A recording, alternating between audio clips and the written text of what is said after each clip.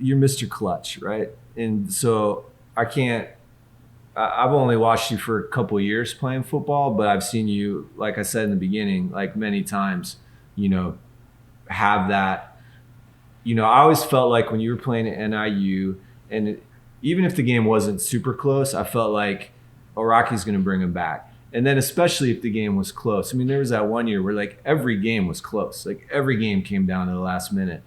So I'm really curious if you could like pick out, I don't know if you pick out one of those drives but tell me what it's like to be in the huddle, like with a minute and a half left and the ball in your hands and you have to go score. Like what's going on there? Yeah.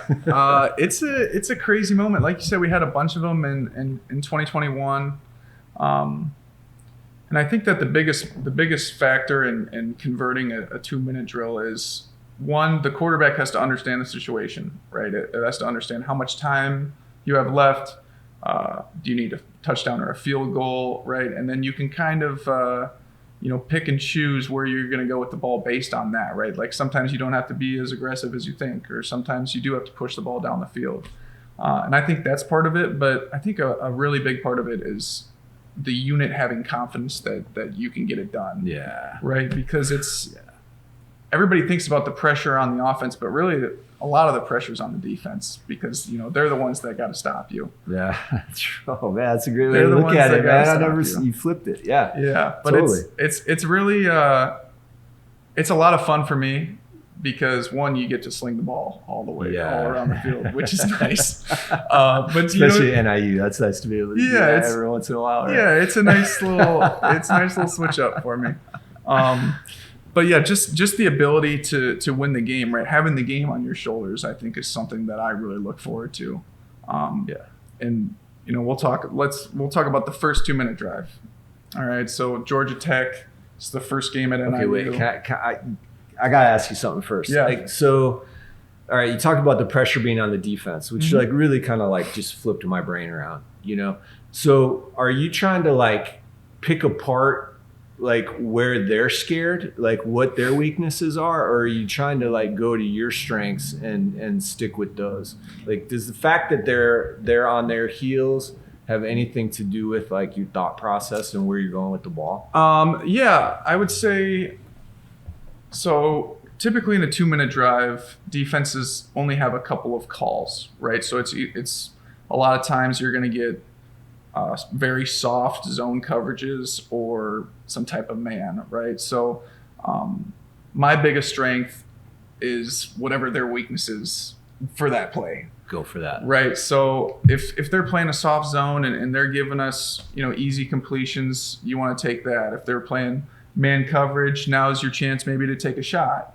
Right. Or if they're playing 2-man, now if the time is right, you can tuck it down and you can run and pick it up. But it really comes back to the first thing I said is understanding the situation. Like, do you have enough time to take those easy completions? You want to try to get the ball out of bounds, but is a 15% or is a 15-yard completion not out of bounds? Is that worth it?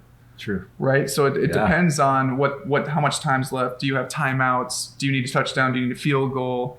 Right. So it kind of comes back to those factors of understanding the situation and understanding what you can take from the defense and also what risks are worth and not worth taking based on the situation. Got it. So yeah, when you say like understand the situation, from my perspective, that just means like, hey, we need to get a touchdown and we got a minute 30 left. From your perspective, there's like 50 things there's a lot of things in there. Yeah. So like, let's say you got a minute and 45 seconds with 3 timeouts, right? That's forever. Yeah. In a college game, that's forever because the clock's going to reset when you get a first down. The clock's going to stop when you go out of bounds. You got a ton of time. So like in my head, I'm thinking easy completions. If we have something that is good against whatever defensive scheme they're running, go for it. But make sure, hit the check down, right? Just keep moving the chains, keep completing the ball. Yep. Now, if you got 45 seconds and no timeouts and let's say you need 3 points, you got to push the ball down the field. Yeah. And you can't afford to have the clock continue to run if you throw the ball over the middle without it being a first down. Or like when you get to the NFL, the clock doesn't start. Right. It doesn't stop after a first down. Yep. So now you got to understand how much time do you have left and how much time does it take for you to get up and spike the ball down, right? So once the play clock is under like 15 seconds, let's say, now I'm thinking I can't throw the ball with no timeouts. I can't throw the ball over the middle because we don't have enough time to get everybody set and spike the ball before the clock runs out. Now, if there's 30 seconds left and you have that opportunity to put yourself in field goal range, but it's in bounds, you can go ahead and take that shot now because you got time to get up there, spike the ball, stop the clock, and then, So you're thinking about all of that and the play call and what the defense is all in this compressed period of time where there's like an immense amount of pressure on you. See, partly, but this is so like the first thing I talked about where in every position, the less you can think, the better. Yeah. Right. So I'm not thinking about that stuff because I've thought about that stuff for the last 6 years. Right. All that stuff's in my brain already. So true. I have, whatever the situation is, most likely I've done it or I've run it through my head. Yep. Right. So if we got a minute and 30 with 2 timeouts left, I know exactly how much time that is going out on the field. Like I don't have to think about that necessarily. True. while I'm going down because that work's already been done. Yeah. That's where the studying comes in and the preparation for, how to win a 2-minute drive in the end. Cool. That's awesome. All right. So do you have an example of a 2-minute drive? Yeah. We can go through the first one Okay. that we did, Georgia Tech. We had so many in 21. Georgia Tech. But Georgia Tech was a fun game. We're leading most of the game, and then they ended up scoring to go up 21-14 with just under 2 minutes left. So we got to score a touchdown to tie the game. Okay.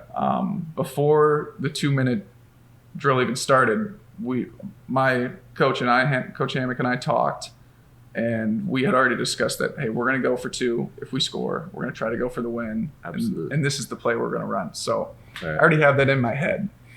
But I just remember, you go into the huddle. This is the first one we've ever done, right? So you can just feel the tension in the huddle. And you can see everybody's eyes, right, like a little bit more open than normal. Totally. Everybody's got that feeling. And so you go into the huddle, and in that particular circumstance, I cracked a joke or said something to ease the tension a little bit, get everybody nice and loose because, at the end of the day, it's not that much different from the rest of the game, and it's no different from practice. So you just have to go out and execute like you do in practice. And I remember the first play we called was like a play action deep shot. And, I'm like, this is going to work. We're going to start the drive, and then we're going to get going. And we had we ran the play action. There's a nickel fire pressure from the field coming. Our back picked it up.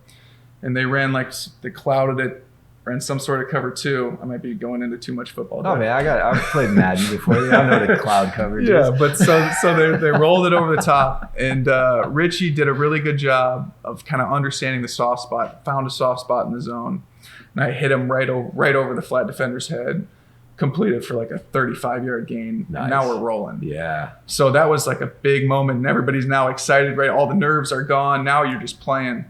And we complete a couple more short passes and run the ball. We get down to the 2-yard line, and we just run this typical power pass play. And I turn around, fake it to the running back, and Clint Rakovich is standing there wide open in the end zone, and I hit him, and everybody goes crazy. And this is where I got to come in and get everybody to calm down because we got to run this 2-point play. Let's go. Right. So I got to get everybody back in the huddle and like, hey, we got one more play to go. And we call like a little half roll. It's a pick concept really designed for man. So we snap the ball, and sure enough, they go into this zone coverage. And I'm like, gosh, whatever. But we got this little like high-low still. We got a high element. And I remember I'm sprinting out, and I got this linebacker running at me in my face. And again, Richie does a good job of kind of understanding where the soft spot is right behind the linebackers. And he kind of slows down his route. And I throw it into this shoebox window, right? Nice. In between two guys, and Richie dives backwards and gets his hand right under the ball and catches it for the win. And it's just, he stands up, throws the ball, everybody goes crazy. But yeah, I love it. It's a really cool experience, and we got to do it about 8 times in 2021, which was more than I would like. I just had to pick one of those. Yeah, but it was it's a very cool experience. Yeah.